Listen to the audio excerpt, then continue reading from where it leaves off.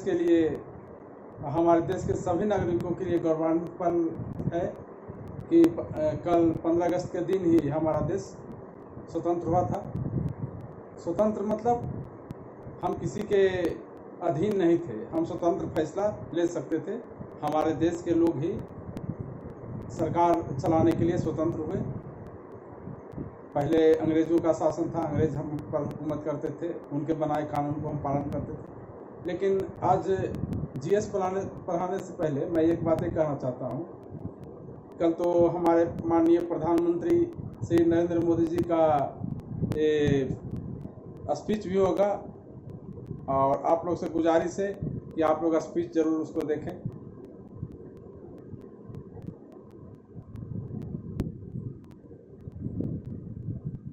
तो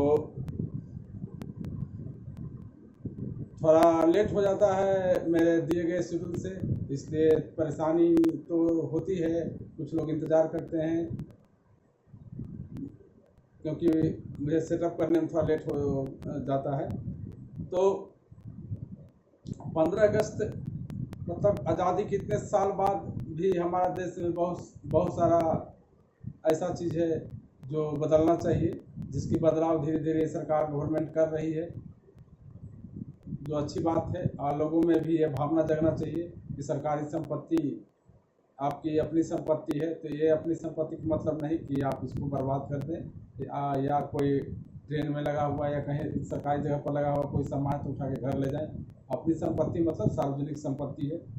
और जैसे अपने घर के देखभाल आप करते हैं, जैसे घर में कोई पंखा नहीं घूम रहा तो अच्छे से उसको देखते हैं, बल्ब नहीं जल रहा तो उसको चेक करते हैं, या कहीं पर अपना घर जैसा ही ट्रेन को समझे, ट्रेन को या कोई सरकारी बस हो या सरकारी जगह हो।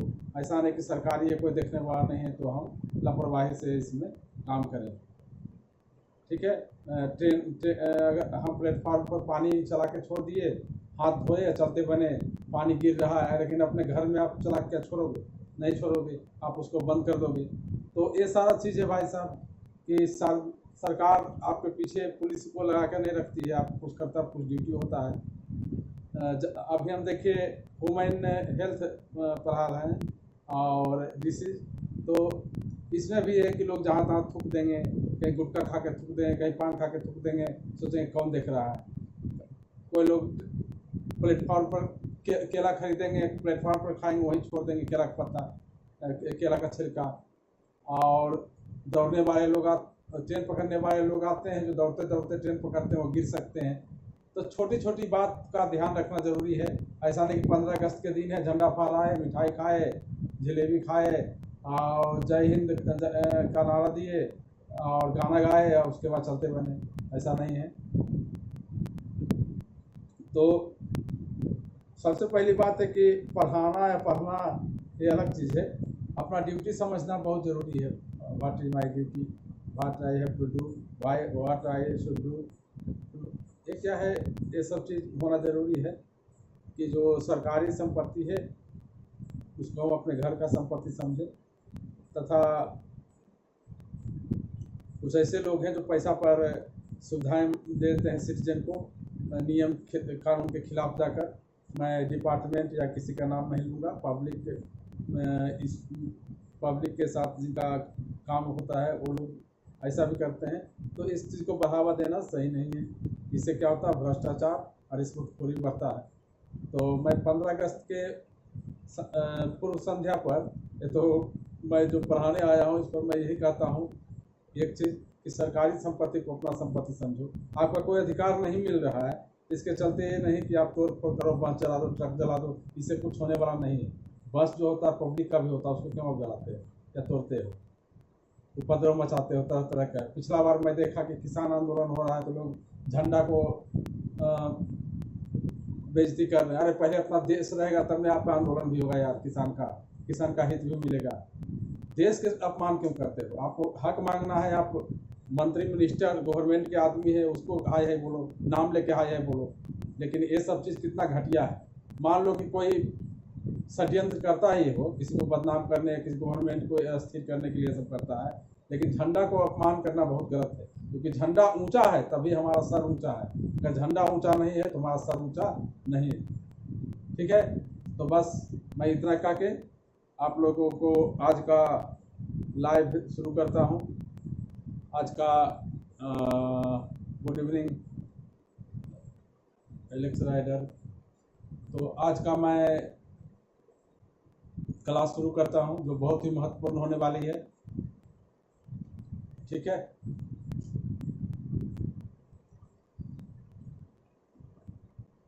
तो चलिए स्टार्ट करते हैं।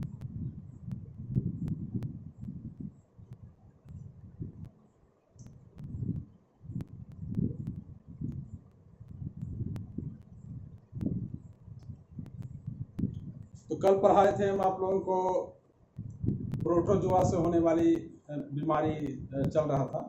वहाँ मैं बताया था आपको कि प्रोटोजोआ से बीमारी जो होती है, मलेरिया के बारे में बताया था, डिटेल बताया था कि मलेरिया होती है तो क्या होता है, मलेरिया की रोकथाम क्या है। ठीक है, तो प्रोटोजोआ से मलेरिया के अलावे और भी प्रोटोजोआ से मलेरिया के अलावे और भी स्टार्ट किए हुए हैं, और भी दूसरे रोग भी होता है। तो चलिए आप लोग लिखिए कि प्रोटोजोआ से कौन कौन सी बीमारी होती है और किस समय को प्रभावित करती है। पहले मैं प्रोटोजोआ की ही बात करता हूँ, प्रोटोजोआ से होने वाली बीमारी का। ठीक है, तो पहला तो प्रोटोजोआ से क्या होगा, मलेरिया। ठीक है, ये फैलता है मादा एनाफिलिस मच्छर से। ठीक, इसका और इसमें जो वाहक होता है प्लाज्मोडियम होता है, एंटमीबा हिस्टोरिका होता है, परजीवी प्लाज्मोडियम होता है। अब चलिए दूसरा जो बीमारी है ये आपका प्रोटोजोआ से होता है। एक कुछ बीमारी का नाम मैं ले लेता हूँ। प्रोटोजोआ से होने वाली दूसरी बीमारी है पायरिया। पायरिया क्या है, पायरिया दांत यानी मसूड़ा उसका इन्फेक्टेड होता है। देखिए पायरिया ये सब जो बीमारी है, दूषित कहीं का पानी ऐसे ही नहीं पी लेना चाहिए, समझ गए। कहीं का खाना ऐसे ढका हुआ नहीं है तो नहीं खा लेना चाहिए। डायरिया कल पढ़ा रहे थे। ठीक है, अब मलेरिया में अभी प्रोटोजोआ से होने वाली बीमारी मैं बोल दिया हूँ तो उसको पहले लेकर चलता हूँ। ठीक है, डायरिया कृमि से होता है, मैं उस पर आऊँगा। तो प्रोटोजोआ से होने वाली दूसरी बीमारी क्या बताए, पायरिया है। तो पायरिया होती है किसमें, मसूड़ा में। ये होता है एंटमीबा जिंजेबेलिस से। पायरिया जो होती है एंटमीबा जिंजेबेलिस से होती है। डायरिया पर हम आएंगे लौट के, पहले इस परजीवी प्रोटोजोआ से होने वाली बीमारी जो है उसका चर्चा कर देते हैं। तो पायरिया होती है कहाँ, मसूड़ा में। इसका जो परजीवी है वो है एंटमीबा जिंजेबेलिस, और इसका लक्षण क्या है, मसूड़ा से रक्त निकलता है, माने कि मसूड़ा से ब्लड आते रहता है। ठीक है, तो लोग क्या सोचते हैं, चलो ऐसे मसूड़ा कट गया कोई दिक्कत नहीं है। तो पायरिया एक इन्फेक्शन से होता है, पहले याद रखिए। ये होता है किससे, ये होता है एंटमीबा जिंजेबेलिस से। लिख देते हैं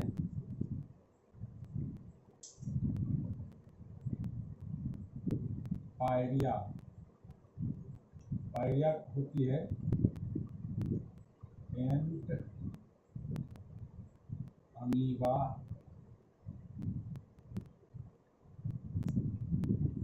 जिंजेबेलिस। प्रभावित अंग क्या है इसका, प्रभावित अंग है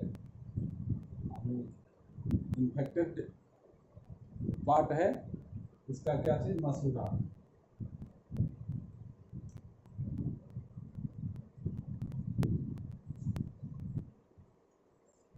समझ गए।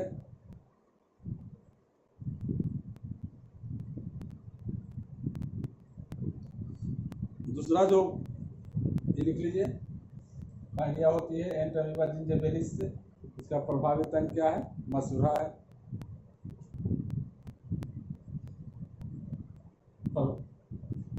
अब दूसरा उसके बाद का जो बीमारी है प्रोटोजोआ से, आज प्रोटोजोआ से मैं शुरू किया हूँ।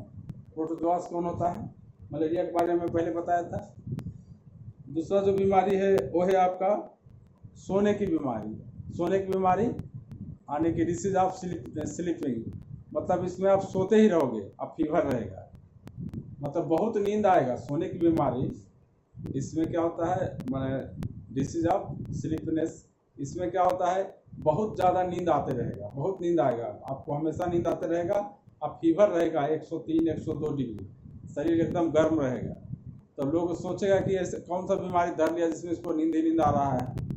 कितना लोग कह रहे यार सोते क्यों रहते हो, लेकिन ये बीमारी है भाई साहब, ये बीमारी है, उसमें नींद ही नींद आते रहता है। और टेम्परेचर भी शरीर का, बुखार बढ़ते रहेगा, समझ गए। तो इसमें क्या रहता है, इसका जो परजीवी है उसका नाम है ट्रिपनेसोमा, यानी सोने की बीमारी का परजीवी क्या है, सोने की बीमारी यानी कि डिसीज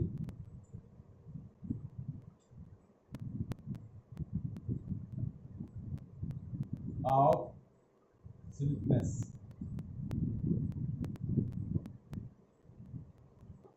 इसका जो परजीवी है, परजीवी जिसके कारण ये रोग फैलता है, उसका नाम है ट्रिपनेसोमा। इसका परजीवी है ट्रिपनेसोमा।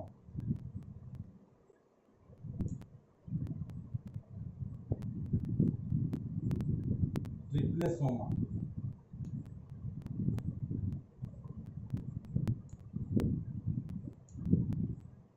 ठीक है। अब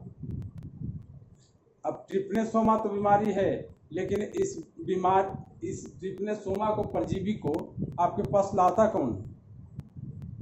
ऐसा नहीं कि कोई भी मक्खी उठा के ले आएगा, सबको क्षमता नहीं रहता सब चीज का। जैसे देखिए मलेरिया का वाहक कौन था, मलेरिया को लाता कौन था, मादा एनोफिलीज मच्छर लाती है। ऐसा नहीं कि जो घर में फ्लाइंग भी है वो भी उठा के ले आएगा, ऐसा नहीं है। इसी प्रकार खास रोग का वाहक जो होती है वो खास तरह का चीज ही होता है। तो इसका वाहक कौन है, कौन लाता है इसको, ये सीसी मक्खी के काटने से होता है। यानी सोने की बीमारी ट्रिपनेसोमा को, परजीवी को लाता है कौन,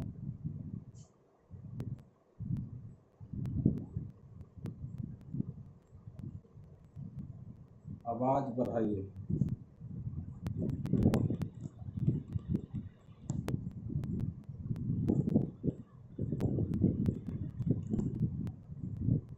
अभी आवाज आ रहा है,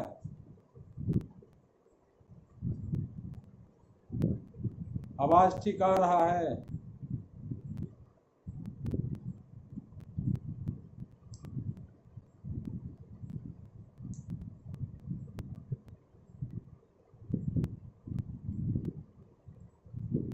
आवाज आ रहा है सही, हाँ ओके। तो सोने की बीमारी आई डिसीज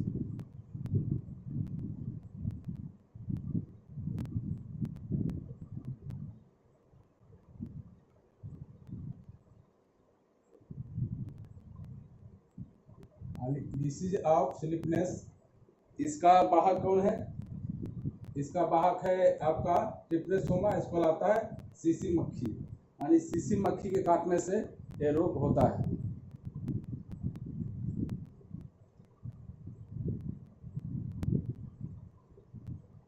ठीक है, इसको हटाते हैं, सोने की बीमारी समझ गए। ये बहुत ऑब्जेक्टिव पूछता है।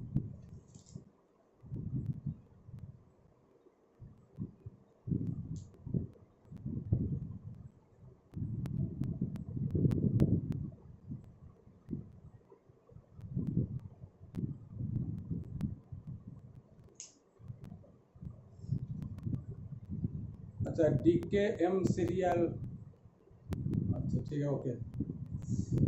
तो सोने की बीमारी क्लियर हो गया। तीसरा है पेचिस। पेचिस जिसके बारे में अभी वो पूछ रहा था, पेचिस ये भी होता है, प्रोटोजोआ से ही होता है, कल बताया था। पेचिस या डिसेंट्री जिसको बोलते हो, कल तो इसके बारे में चर्चा किए थे, तो शॉर्ट में आज भी बता देते हैं। पेचिस को। तो पेचिस होता है आंत में, ठीक है। पेचिस किसके में होता है? आंत में होता है। ये होता है किसके कारण? परजीवी का होता है, एंट अमीबा हिस्टोरिका। पहले बता चुके थे। और इसमें बहुत दस्त होता है और खून भी आता है, श्लेष्मा एवं खून के साथ दस्त होता है। तो पेचिस कल मैं बताया था। तो देखिए पेचिस में क्या है, कल हम ये भी चर्चा किए थे। ये जनरल जैसे डिसेंट्री होता है उस तरह का नहीं होता है। आप अगर इसका इलाज नहीं कराओगे तो आदमी मर सकता है, क्योंकि ये एंटमीबा हिस्टोरिका जब तक मरेगा नहीं तब तक ये सही नहीं होगा। इसको इसके लिए इसमें बहुत सारी दवाई, कुछ एंटीबायोटिक,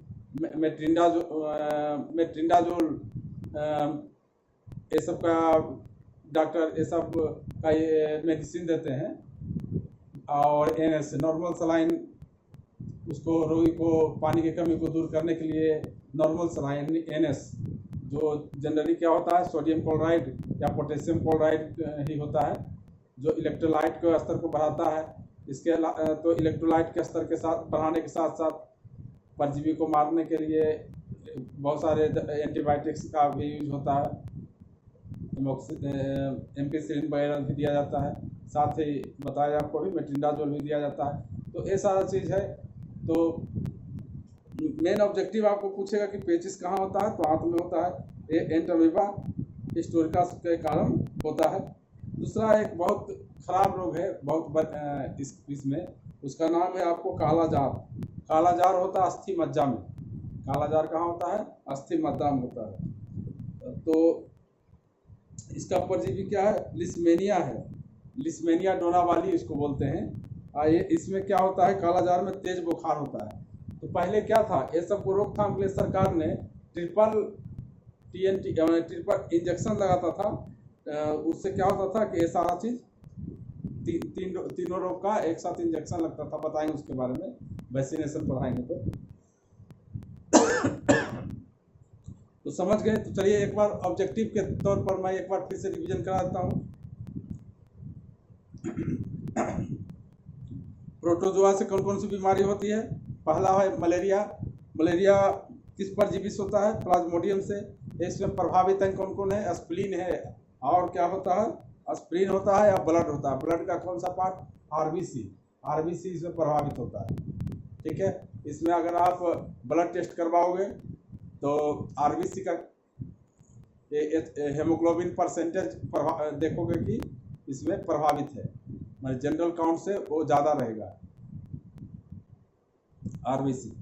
तो खैर वो डॉक्टर का चीज़ है, ज़्यादा रहेगा या कम रहेगा वो डॉक्टर लोग जानते होंगे, लेकिन आरबीसी इसमें प्रभावित होता है।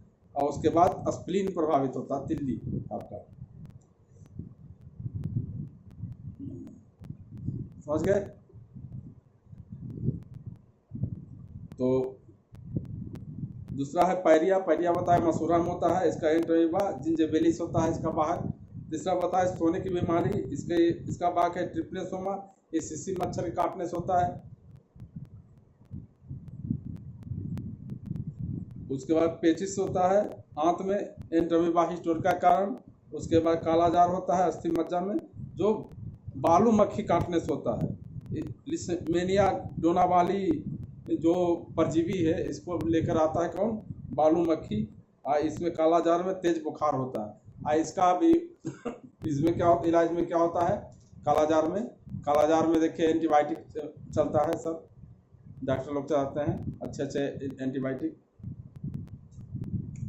अब देखिए मलेरिया के बारे में कुछ खास चीज बताता हूँ। कल बताया था कि मैक्यूलाज ने 1827 में मलेरिया शब्द का सबसे पहले प्रयोग किया। लेब्रन ने मलेरिया पीड़ित व्यक्ति के लुधिर में मलेरिया परजीवी देखा। ये देखा 1880 में।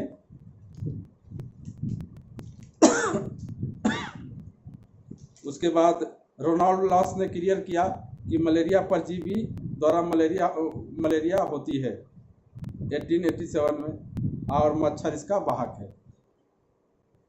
अब देखिए कुछ खास चीज आपको बताते हैं आपको।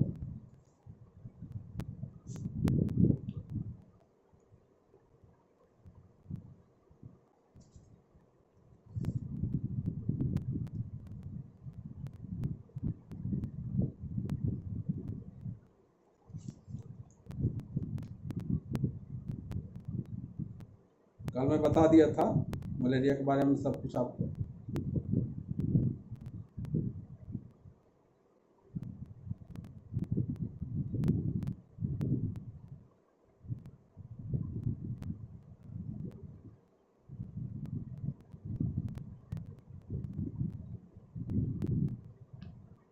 अब एक ऐसा क्वेश्चन ऑब्जेक्टिव बता रहा हूँ जो आपको कोई बुक में मिलना मुश्किल है, बहुत सारे बुक में ये नहीं मिलता है, लेकिन पूछता है पीएससी वगैरह में या अच्छे कंपटीशन में। इसमें क्या है, मलेरिया के रोगाणु एक प्रकार का विषैला अर्थात हीमोजोइन पैदा करते हैं।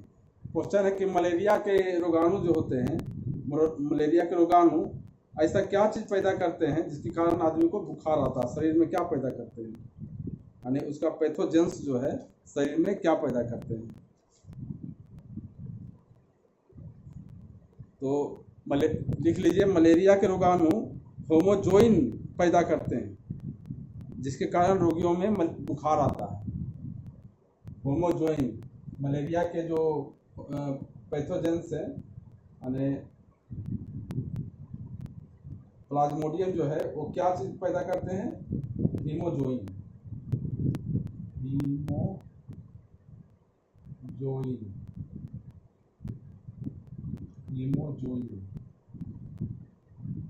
ये आपको बहुत कम मिलेगा, इसलिए यहाँ से लिख दिया। ये हीमोजोइन पैदा करते हैं जिसके कारण तेज बुखार आता है।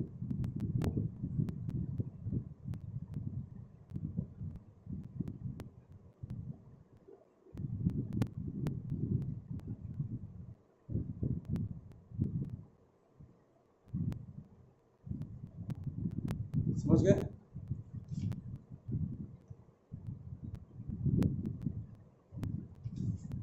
अब आते हैं कुछ दूसरे बीमारी पर। अब बैक्टीरिया कारण होने वाले रोग के बारे में बात करते हैं। अब बैक्टीरिया कारण होने वाले रोग पर मैं बात करता हूं। देखिए,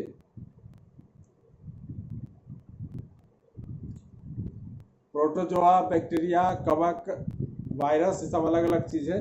मैं अभी प्रोटोजोआ पर आधारित रोग के बारे में बताया, अभी बैक्टीरिया से होने वाले रोग के बारे में बताऊंगा। बैक्टीरिया को हिंदी में क्या कहते हैं, जीवाणु। बैक्टीरिया को हिंदी में कहते हैं जीवाणु। ठीक है, तो जीवाणु से कौन कौन सा रोग होता है? पहला तो सबसे बड़ा रोग होता है, उसको टाइफाइड कहते हैं। समझ गए? ये गर्मी में फैलने वाला एक संक्रामक रोग है। ये विश्व के सभी भागों में पाया जाता है। अभी मैं पढ़ा रहा हूँ क्या चीज़, टाइफाइड, जो बैक्टीरिया से होता है।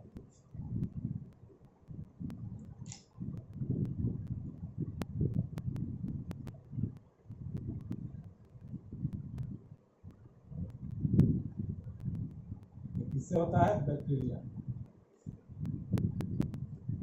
बैक्टीरिया यानी जीवाणु से होता है, यानी बैक्टीरिया से होने वाले रोग। बैक्टीरिया से होने वाले रोग में पहला कौन है? टाइफाइड। में बता रहा हूं। तो टाइफाइड जो रोग होती है, ये किस कारण से होती है? ये साल्मोनेला टाइफी से होती है। इसका वाहक कौन है? साल्मोनेला टाइफी नामक बैक्टीरिया है। ये फैलती है टाइफाइड किसके कारण? साल लिख देता हूँ यहाँ। वाहक कौन है इसमें? वाहक है साल्मोनेला टाइफी। साल्मोनेला टाइफी इसका वाहक है। बैक्टीरिया, एक बैक्टीरिया है। यह रोग प्रदूषित भोजन, जल, रोगी के मलमूत्र और थूक द्वारा फैलता है। ठीक है। मक्खियाँ इस रोग के जीवाणुओं को फैलाने में मुख्य भूमिका निभाती है। कौन मक्खियाँ? घरेलू मक्खियाँ।